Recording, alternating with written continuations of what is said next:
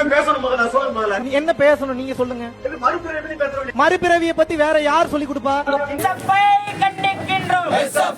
கண்டிக்கின்றோம். பிறவி பலனை அடைவது உன் ஜென்ம பயனென்று. அசோக் நகர்ல உள்ள அரசு பெண்கள் மேல்நிலைப் பள்ளியில் பரம்பொருள் ஃபவுண்டேஷன் என்ற நிறுவனத்திலிருந்து வந்த மகாவிஷ்ணு என்ற ஒரு நபர் ஆன்மீகம் என்ற பெயர்ல அறிவியலுக்கு புறம்பான கருத்துக்களை புகுத்திருக்கிறார் என்று சர்ச்சையாகி இருக்கு. அதே போல ஏற்கனவே ஒரு பள்ளியில இந்த மாதிரியான கருத்துக்களை கூறி வந்த நிலையில் அங்குள்ள ஒரு ஆசிரியர் இந்த நபருடைய பேச்சை தடுத்த போது அந்த மகாவிஷ்ணு என்ற நபர் ஆசிரியரை மிரட்டும் தோணியில் பேசியதும் அந்த வீடியோ வெளியாகி சமூக வலைத்தளங்களில் ஆக்கிரமித்து சர்ச்சைகளுக்கு மேல் சர்ச்சையாகி கொண்டிருக்கிறது. இதற்கு எதிராக மாணவர் அமைப்பான SFI, அதாவது இந்திய மாணவர் சங்கம் பள்ளி வளாகம் முன்பு அமைச்சர் அன்பில் பொய்யாமொழி மகேஷ் வரும் சமயத்தில் முற்றுகையிட்டு போராட்டம் நடத்தியதும் பரபரப்பை ஏற்படுத்தியது. இது குறித்து தான் இன்றைய டிடி ரிப்போர்ட். ஆன்மீகன்றது வேற, நம்பிக்கைன்றது வேற, ரெண்டும் ஒன்று கிடையாது. இப்போ ஆன்மீகம் அப்படின்னு சொல்கிறது கடவுளையே நம்பாதவங்க கூட ஆன்மீகவாதியாக இருப்பாங்க, எந்த மதத்திலும் இல்லாதவங்க கூட ஆன்மீகவாதியாக இருப்பாங்க. இப்போ ஆன்மீகம் என்ன செய்யும்னு கேட்டால், உலகத்தில் இருக்கிறவங்களாம் நல்லா இருக்கணும், பற்றற்றான் பற்றினை பற்றுகன்றாங்கல்ல, பற்றற்றவனுக்கு என்ன பற்று இருக்கும்? அப்போது உலகத்தில் இருக்கிற எல்லா பற்றுகளையும் திறந்து எல்லா மக்களும் அன்பாக இருக்கணும், சகோதரர்களாக இருக்கணும், சகோதரத்துவத்தை உயர்த்தி பிடிக்கணும் அப்படின்னு சொல்கிறதுக்கு பேர் ஆன்மீகம். ஆனால் அந்த மகாவிஷ்ணு பேசுனது முழுக்க ஆன்மீக சொற்பொழிவு அனைத்துமே வர்ணாசிரம கோட்பாட்டையும் மனு தர்ம அடிப்படையில் பேசுகிற அளவுக்கு அவருடைய பேச்சு என்பது அமைஞ்சிருக்குங்கிறது தான். அவர் பேசிய அனைத்து இடங்கள்லையும் நீங்கள் மந்திரம் சொல்லணும், மந்திரம் சொன்னால் உங்களுக்கு பிறவி பலன் அடைய முடியும், பிறவி பலன் கடந்த காலத்தில் நீங்கள் செய்த தவறுக்கு நல்லது செஞ்சிருந்தீங்கன்னா கண்டிப்பாக உங்களுக்கு புண்ணியம் கிடைக்கும், புண்ணியம் இது, மனு தர்மம் என்ன சொல்லுது அப்படிங்கிறதெல்லாம் அவர் சொல்லியிருக்கிறாருங்கிறது. எந்த ஒரு தரவுகளும் இல்லாமல் பொய்யான டேட்டாஸை மாணவர் மத்தியில் விதைச்சிருக்கிறாருங்கிறது தான். குறிப்பாக அறிவியலுக்கு புறம்பான மூட நம்பிக்கைகளை புகுத்துற அளவுக்கு அவரோட பேச்சுக்கள் இருந்திருக்குங்கிறது தான். தொடர்ந்து மாணவர்கள் மத்தியில் குறிப்பாக கல்வியில் மத நம்பிக்கைகளை புகுத்துவதற்கு காரணம் என்ன? முசோலினி இத்தாலியில் ஆட்சியை பிடித்த உடனே அவர் முதல்ல கை வச்சது எங்கன்னு கேட்டால் கல்வித்துறையில் தான். அவருடைய கல்வி அமைச்சர் எழுதின எழுத்தை தயவு கூர்ந்து வாசித்து பாருங்கள். அடால்ஃப் ஹிட்லர் சிறையில் இருக்கும் பொழுது எனது போராட்டம்னு ஒரு புத்தகம் எழுதினார், மெயின் கேம்ப் மை ஸ்ட்ரகிள்னு சொல்லி. அந்த புத்தகத்தை எடுத்து பாருங்கள். அந்த புத்தகத்தில் ஒரு 20-25 பக்கம் எதை சொல்லித்தரணும், எந்த மொழியில் சொல்லித்தரணும், எப்படி சொல்லித்தரணும் என்ற அளவிற்கு எழுதி வச்சிருக்கிறாங்க. இப்போது அவர்கள் 2 பேருமே, அது இத்தாலியில் தோன்றிய ஃபாசிசமாக இருக்கட்டும் அல்லது ஜெர்மனியில் தோன்றிய நாசிசமாகட்டும், அவங்க என்ன உணர்ந்தாங்கன்னு கேட்டால், இப்போ பள்ளிக்கூடத்தில் படிச்சுட்டு இளைஞர்களாக வாலிபர்களாக இருக்காங்களே, இவங்களை நம்ம கரெக்ட் பண்ண முடியல, ஏன்னா அவங்க தெளிவாக இருக்கிறாங்க. அப்போ ஒரு தலைமுறையை நாம் நினைக்கிற மாதிரி சிந்திக்கிற மாதிரி வளர்த்தெடுக்கணும். they wanted to create a cult அப்படின்னு சொல்கிறது ஒரு குறிப்பிட்ட நம்பிக்கை இருக்கிற மக்கள் திரள். அப்போ இந்திய சூழலில் RSS முன்வைக்கக்கூடிய சித்தாந்தத்தை ஏற்றுக்கொள்ளக்கூடிய மக்கள் திரள் வேண்டும். அப்போ ஒரு மக்கள் திரள் வேண்டும் என்றால் பிறந்த குழந்தையே நீ இன்ஃப்ளூயன்ஸ் பண்ண ஆரம்பிக்கணும், பிறந்த குழந்தையே உன்னை போல் சிந்திக்க தொடங்கணும். குறிப்பா மகாவிஷ்ணு என்ற நபர் மாணவர்கள் மத்தியில மாற்றுத்திறனாளிகளை குறித்து பேசியதும் சர்ச்சைக்கு உள்ளாகி இருக்கு.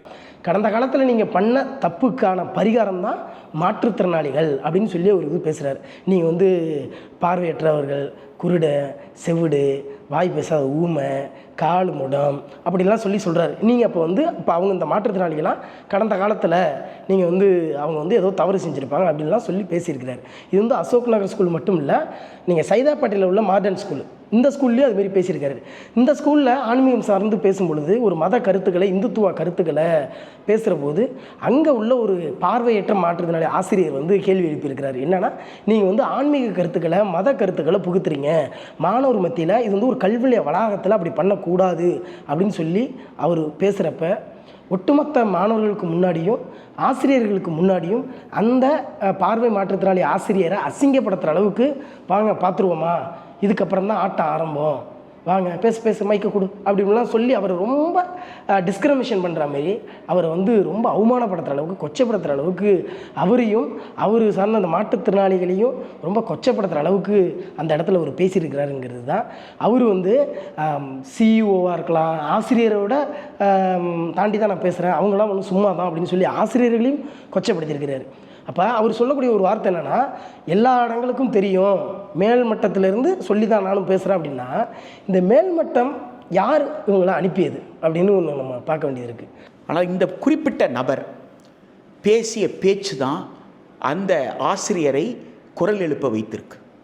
அதாவது ஒருவர் உடல் குறைபாடோடு பிறந்திருந்தால் போன ஜென்மத்தில் செய்த பாவ புண்ணியத்தினுடைய பலன் என்று சொல்லுவதற்கு பாருங்களேன், அது ஒரு மாற்றுத்திறனாளியாக இருக்கிற ஆசிரியர் தான் எதிர்த்து குரல் கொடுத்துருக்காங்க, மற்றவங்கெல்லாம் குரல் கொடுக்கலன்றதை நான் மிகுந்த குற்ற உணர்வோடு பார்க்குறேன்.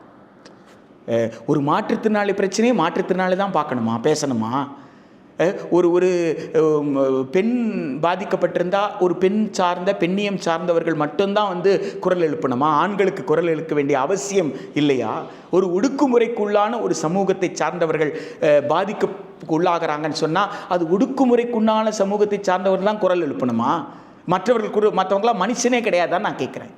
இப்போது அங்கே இருந்த மாணவர்கள், ஆசிரியர் உட்பட, ஏன் அந்த மாதிரி பேசுகிறீங்க, தப்பு அந்த மாதிரி பேசுகிறது, அது வந்து அறிவியல் பூர்வமாக பார்த்தா அது ஜீன் கோளாறாக இருக்கலாம், மரபணுவில் ஏற்பட்ட கோளாறாக இருக்கலாம், அல்லது வேறு ஏதாவது ஒரு கோளாறாக இருக்கலாம், ஒரு மருத்துவ ரீதியாக ஏற்பட்ட கோளாறுக்கு போயிட்டு நீங்கள் பாவ புண்ணியம் அப்படின்னா போன ஜென்மத்தில் அவர் என்ன பாவம் பண்ணவரா, இது தப்புயா அப்படின்னு பேசியிருக்கணும். ஆனால் அப்படியெல்லாம் மற்றவர்கள் பேசாமல் இருந்தார்கள் என்பதை மிகுந்த குற்ற உணர்வோடு நான் பார்க்கிறேன். அந்த நேரத்தில் அவர் கண்ணியத்தோடு, தன்னுடைய கண்ணியத்தை விட்டு கொடுக்காமல், தன் தன்மானத்தை விட்டு கொடுக்காமல் அவர் குரல் எழுப்பியிருக்கிறார் அப்படின்னு சொல்கிறது மிகப்பெரிய செய்தியாக நான் பார்க்கிறேன். துணிச்சலோடு நிற்கணும், நீ அடங்கி போகக்கூடாது. உன்னை வந்து வேண்டுமென்றே ஒருவர் உன்னை கொடுமைப்படுத்துகிறாங்க அல்லது வந்து அநியாயமாக நடந்துக்கிறாங்க, உன் கண்ணுக்கு முன்னாடி அநியாயம் நடக்குதுன்னா நீ துணிந்து நிற்கணும் அப்படின்னு சொல்கிறது தான் எல்லோரும் சொல்லக்கூடியது. அது வள்ளுவரும் அதைத்தான் சொல்கிறார். பாரதியும் மோதி மிதித்து விடுபாப்பான்றார். சும்மாலாம் சொல்லலை. பாதகம் செய்பவரை கண்டால் நீ பயந்து நடுங்கலாகாது பாப்பா, மோதி மிதித்து விடு பாப்பா. அப்போ ஒரு சமூகத்தையே கொச்சைப்படுத்துகிற அளவில் நீ இன்னைக்கு ஏண்டா மாற்றுத்திறனாளி, இன்னைக்கு ஏண்டா நீ ஏழையா பிறந்திருக்கிற.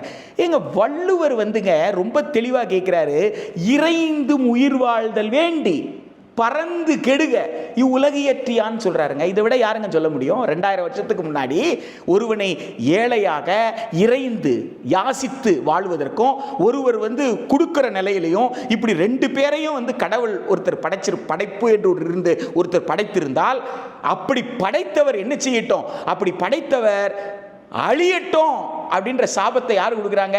வள்ளுவர் கொடுக்கிறார்.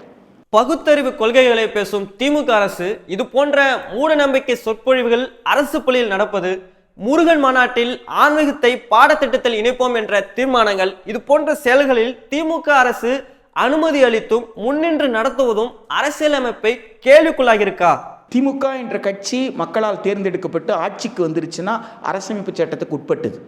ஆட்சி வந்து அரசமைப்பு சட்டம். திமுக தலைவர் வேற, திமுக தலைவர் இங்கே வந்து முதலமைச்சராக அமர்ந்திருக்கிறார். அப்படின்னு சொன்னால் முதலமைச்சர் வந்து இந்திய அரசமைப்பு சட்டத்தின்படி தான் இயங்க முடியும். அப்போ இந்திய அரசமைப்பு சட்டம் மிக தெளிவாக சுதந்திரம், சமத்துவம், சகோதரத்துவத்தை பற்றி பேசுகிறது. இந்திய அரசமைப்பு சட்டம் மிக தெளிவாக இந்தியா என்பது ஒரு மதச்சார்பற்ற நாடுன்னு சொல்லுது. மதச்சார்பற்ற நாடு என்றால் என்ன? அரசுக்கு மதம் இல்லை என்று பொருள். குழந்தைங்களை எப்போ கோயிலுக்கு கூட்டு போகணும் பெற்றோர்களுக்கு தெரியும். எல்லா பெற்றோர்களும் குழந்தைய கூட்டு போயிட்டு தான் இருக்காங்க. பெற்றோர்கள் குழந்தைகளுக்கு வந்து காது குத்துறாங்க, குழந்தைங்க காது குத்திட்டு தான் வருது, மொட்டை அடிக்கிறாங்க, மொட்டை அடிச்சுட்டு தான் வருது குழந்தை. குழந்தைங்களுக்கு வந்து கடவுள் நம்பிக்கையோடு என்ன செய்கிறாங்க? சில பேர் வந்து தாயத்தை கட்டி அனுப்புகிறாங்க, கயிறு கட்டி அனுப்புகிறாங்க. இதெல்லாம் கடவுள் நம்பிக்கை சார்ந்தது. ஜாதிய அடையாளம் வேற, கடவுள் நம்பிக்கை சார்ந்து இருப்பது வேற. கடவுள் நம்பிக்கை சார்ந்த நடவடிக்கை காலம் காலமாக நடந்துகிட்டு இருக்கு, இப்போவும் நடந்துகிட்டு இருக்கு. அது தனிப்பட்ட நம்பிக்கை, அது தனிப்பட்ட முறையில் யார் வேணாலும் எந்த கோயிலுக்கு வேணாலும் போகலாம், அல்லது எனக்கு கோயிலே வேண்டாம், எனக்கு சாமியே கிடையாது அப்படின்னு சொல்லலாம். அது ரெண்டுக்குமே இந்திய அரசு உரிமை கொடுத்துருக்கு.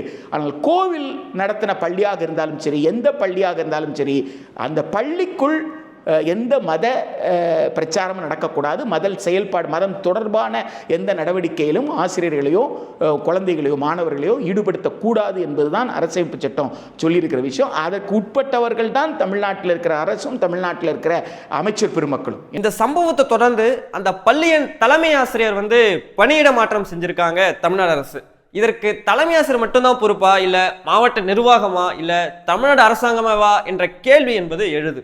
இது பள்ளிக்கல்வித்துறைக்கு தெரியாமல் இந்த சென்னையில் ஒரு நிகழ்ச்சி நடக்க முடியாது. ஏன்னு சொன்னால், கடந்த காலத்தில் தாமு மோட்டிவேஷன் ஸ்பீச் கொடுக்குறப்ப மாணவர்களுடைய மனசு உள்ளே எமோஷனல் டச் பண்ணி மாணவர்களுடைய உணர்வை கிளப்பி செஞ்சு விட்டு இன்றைக்கி பேசுகிற அளவுக்கு இருக்கிற மாணவர்கள்லாம் அழுகிறாங்க.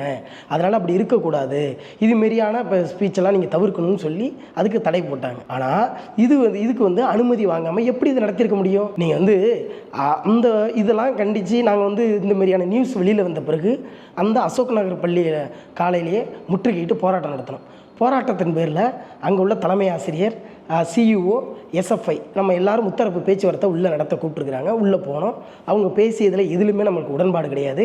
அவங்க சொன்ன கருத்து என்ன, எஸ்எம்சி சொல்லி தான் நான் இந்த நிகழ்ச்சி நடத்தணும் அப்படின்னு சொல்கிறாங்க. எஸ்எம்சியோட பணி என்னென்னா, அதில் உள்ள குழு, அது எலெக்ஷன் வச்சு தான் அதை கண்டக்ட் பண்ணுறாங்க. கிட்டத்தட்ட ஒரு 16க்கும் மேற்பட்ட உறுப்பினர்கள் அந்த எஸ்எம்சியில் இருக்கிறாங்க.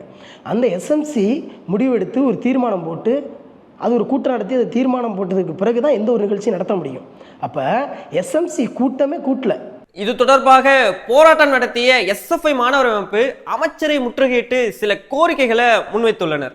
அப்போ தான் அமைச்சர் அந்த ஸ்கூலுக்கு ஒரு ஃபங்க்ஷனுக்கு உள்ளே வராரு. உடனடியாக அந்த அமைச்சரை வழிமறித்து எங்கள் மாணவர்கள் எஸ்எஃப்ஐ தோழர்கள் வெளியில் போராட்டம் நடத்திக்கிட்டு அந்த காத்திருப்பு போராட்டமாக வெளியில் இருந்தாங்க முற்றுகையிட்டு. நாங்கள் உள்ளே பேச்சுவார்த்தை நடத்தினோம். அமைச்சர் வரப்பே அமைச்சரை கண்டித்து இந்த போராட்டம் கோஷம் போட்டிருக்கிறாங்க. அப்புறம் அமைச்சர் உள்ளே வரப்போ நாங்கள் எல்லாரும் ஒரு ரவுண்டப் பண்ணி முற்றுகையிட்டு இன்றைக்கி ஒரு திராவிட அரசியல் பேசக்கூடிய, ஒரு சமூக நீதி அரசியல் பேசக்கூடிய, பெரியாரினுடைய வாரிசாக, பெரியாரினுடைய பகுத்தறிவாளர் அப்படிலாம் நீங்கள் சொல்லி பேசுகிறீங்களே, ஆனால் இங்கே நீங்கள் ஆன்மீக கருத்துக்களை புகுத்துற அளவுக்கு இந்த பள்ளிக்கூடத்தில் இப்படி நடக்குது அப்படின்னு சொல்லி கேட்குறப்ப இது தவறு தான், ஏதோ ஒரு இடத்துல மிஸ்டேக் ஆகிருக்கு அப்படின்னு சொல்லி பள்ளிக்கல்வித்துறை அமைச்சரும் சொல்லியிருக்கிறாரு. நாம் எஸ்எஃப்லேருந்து என்ன அமைச்சரை பார்த்து நம்ம கேட்டோம்னா, உடனடியாக தமிழ்நாடு முழுவதும் ஒரு சுற்றறிக்கை அனுப்பணும். மத கருத்துக்களை புகுத்துற அளவுக்கு எந்த ஒரு நிகழ்ச்சிகளும் தமிழ்நாடு பள்ளி கல்வித்துறை நடத்தக்கூடாது, கல்வி நிலையங்கள் நடத்தக்கூடாதுன்னு சொல்லி இங்கே சுற்றறிக்கை அனுப்பணும். அதே போல் இது ஒரு ஸ்கூலு மட்டும் இல்லை, பல ஸ்கூலில் இது மாதிரியான மதவாத கருத்துக்கள் போதிக்கிற அளவுக்கு நிகழ்ச்சிகள் நடத்தப்படுது. அந்த எப்படி நடத்தப்படுது, இது யார் காரணம், அதுக்கான முழு விவரங்களை அமைக்க ஒரு குழு அமைக்கணும்னு சொன்னோம். இப்போ உடனடியாக ஒரு குழு அமைக்கிறதுக்கான முயற்சிகளை நாங்கள் எடுக்கிறோம் அப்படின்னு சொல்லி அமைச்சர் சொல்லிட்டு போயிருக்கிறார். அப்போ இந்த சம்மந்தப்பட்ட அதிகாரிகள் மீது உரிய நடவடிக்கை எடுக்கணும். நீங்கள் ஒரு ஹெச்எம், அந்த ஸ்கூலுடைய ஹெச்எம் மட்டும் நடவடிக்கை தான் பத்தாது. அந்த ஹெச்எம்க்கு மேலே யார் நடத்த சொன்னது, அதுக்கு மேலே யார், இன்றைக்கி பள்ளி கல்வித்துறை மாநில அளவில் செயலர் வரைக்கும் இதில் சம்மந்தம் இருக்குது. இன்றைக்கி இந்த மதவாத கருத்துக்களை புகுத்துற அளவுக்கு ஏதோ இன்றைக்கி மட்டும் அந்த அவரை கூப்பிட்டு இன்றைக்கி நிகழ்ச்சி நடத்தலை, மதவாத கருத்துக்கள் நிகழ்ச்சி நடத்தலை. நீங்கள் ஒரு 2 தினங்களுக்கு முன்னாடி பார்த்தீங்கன்னா விநாயகர் சதுர்த்திக்கு அனைத்து பள்ளிகளிலும் உறுதிமொழி ஏற்பு நடத்தணும் அது குறித்து அப்படின்னு சொல்லி வந்திருக்கு. பள்ளிக்கல்வித்துறை தான் சொல்லியிருக்கு. அதே போல் முருகன் பொது மாநாடு அது நடத்தியிருக்கிறாங்க. நீங்கள் முருகன் மாநாட்டில் பார்த்தீங்கன்னா எஜுகேஷன் சிஸ்டமில் நாங்கள் பாடத்திட்டங்களில் ஆன்மீக பாடத்தை நாங்கள் கொண்டு வருவோம்னு சொல்லியிருக்கிறாங்க. அதே போல் கோயில் திருவிழாக்களில் மாணவர்களை பயிற்றுவிக்க போகிறவங்களாம் தீர்மானம் போட்டிருக்கிறாங்க. அது குறித்து இந்த பள்ளி கல்வித்துறை என்ன விளக்கம் சொல்லியிருக்கு.